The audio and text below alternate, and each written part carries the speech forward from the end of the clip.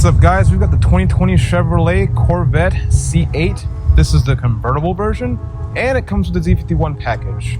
More on that in a little bit. As you know, the C8 Corvette was revealed back in July 2019, and it was revealed to much fanfare. Not only did it boast a 2.90 to 60, but it shocked the world when we found out that it was only going to be $59,999 for a 1LT base, which is insane considering how much power and how much handling you get for a car that should be priced at a supercar level. The car has been in development for the last 60 years, give or take. When Zora Arkus Duntov first saw the Corvette at the New York Auto Show way back when, he knew that he could make it better. And after he joined Chevrolet, that's exactly what he did. When he joined GM, he not only was heavily involved with the C1 development, but also in the small block Chevy. I have driven the Coupe version earlier this February in Vegas. I did a Valley of Fire run with the 2LT without the Z51 package with Magnaride, and I drove 3LT, the Z51 suspension package. Let's get into the difference between those two. Bigger brakes, better suspension, better tires, and it comes with PDR. Coupe comes with the same thing, however, the difference clearly is just the top. Not joking, folks, this car handles so well that even with the added weight, it's almost negligible with this package. Braking, handling, acceleration, 0 to 60, they're almost all the same. So, I know you guys are wondering about the interior. Is it really all that cracked up that it is to be? Yes. However, there are some inconsistencies, which we'll talk about right now. First things first, clearly, the steering wheel looks beautiful and gorgeous, but there's one thing you probably notice right off the bat. That is the center stripe here. You can tell it's off center. It's a fitment issue with the leather, it seems. Really kind of annoying and really just not what I was expecting with the convertible that costs about 90 grand. I never saw this issue with the C8 Coupe in Spring Mountain in Nevada, but other than that, the interior looks gorgeous. You know, it's Kalahari, or I'm not sure what kind of tan this is actually, but yeah, Bose speakers, memory seats, the leather wrapped center console, the big row of HVAC buttons, which actually looks a little different from when I remember. So there may be some aesthetic changes between when I drove in February and this car. But yeah, GT2 seats, looks good. Looks really good. Stitching looks pretty consistent. I mean, there may be a little bit of variation, but looks pretty consistent overall. The car looks good. I really, really like it. So, turning and handling in this car is very mild when you want it to be, but very aggressive when you need it.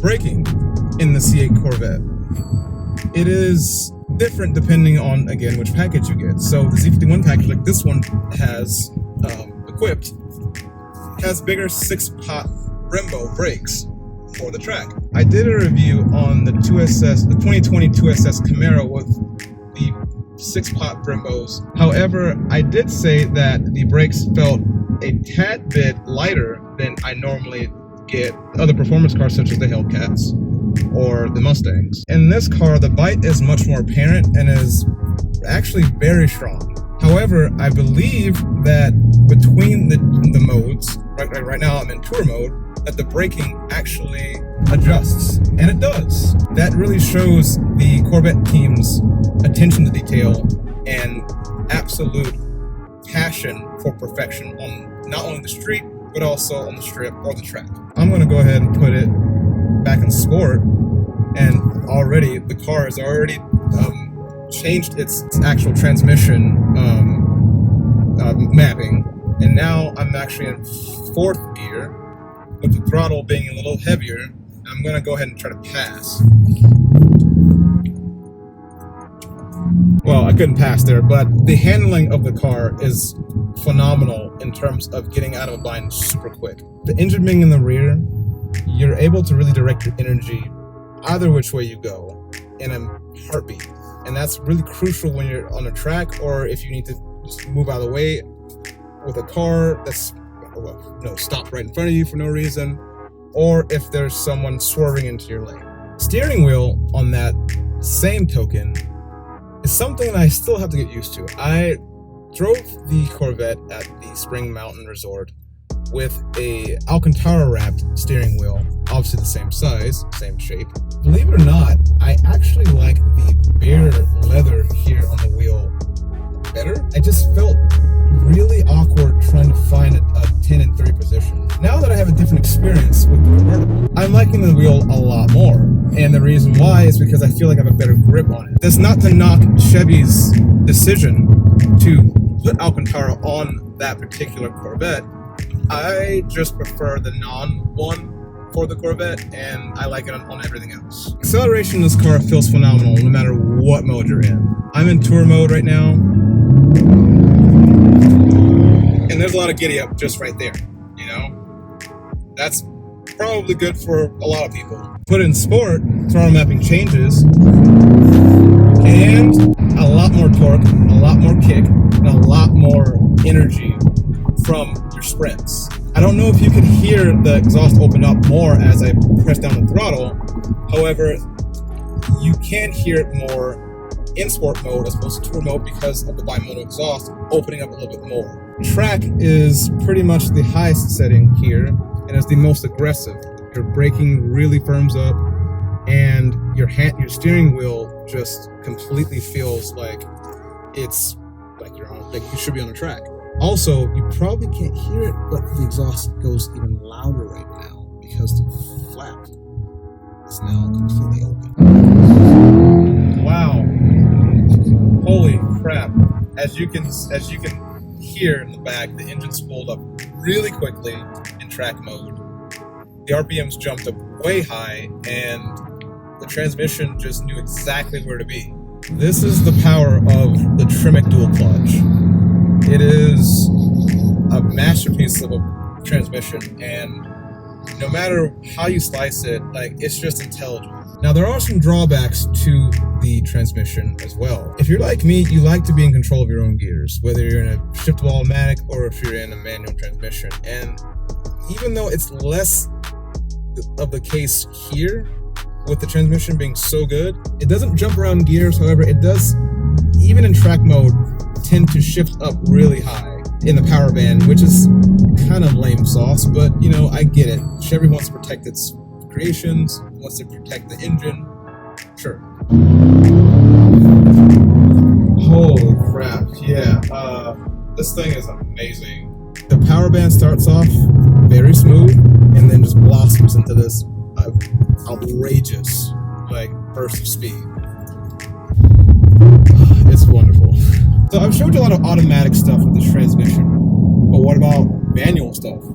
Well, let's go ahead and take a look. I can go ahead and shift down whenever I want, right?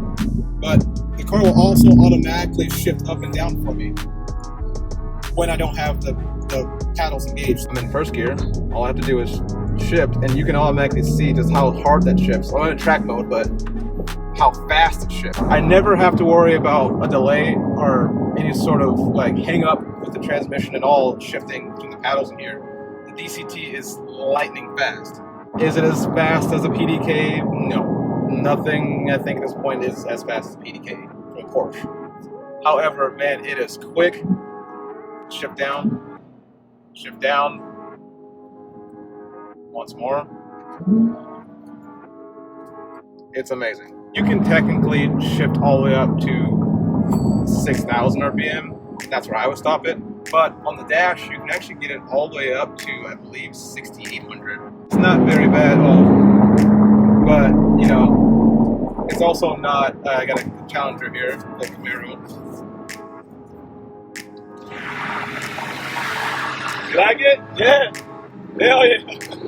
You get celebrity status in this car no matter where you go. Because it looks like a Ferrari, but Chevy guys know where it is. You know? Chevy GM guys know where it is. Is the convertible version of the C8 worth the extra money over the Coupe?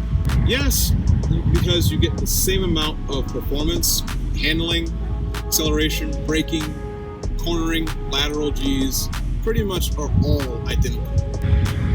With maybe a differences in feel if you've driven them back to back like I have. However, with all that goodness, I cannot justify paying an extra $10,000 just to have a removable top at will. Throwing your tops in your trunk or in the front is kind of not a deal breaker, but it's kind of a annoyance, especially when you have such a little storage space on the car such as the C8. The main thing is you don't have to worry about paying extra money for mechanical, lift system that's going to eventually break on you.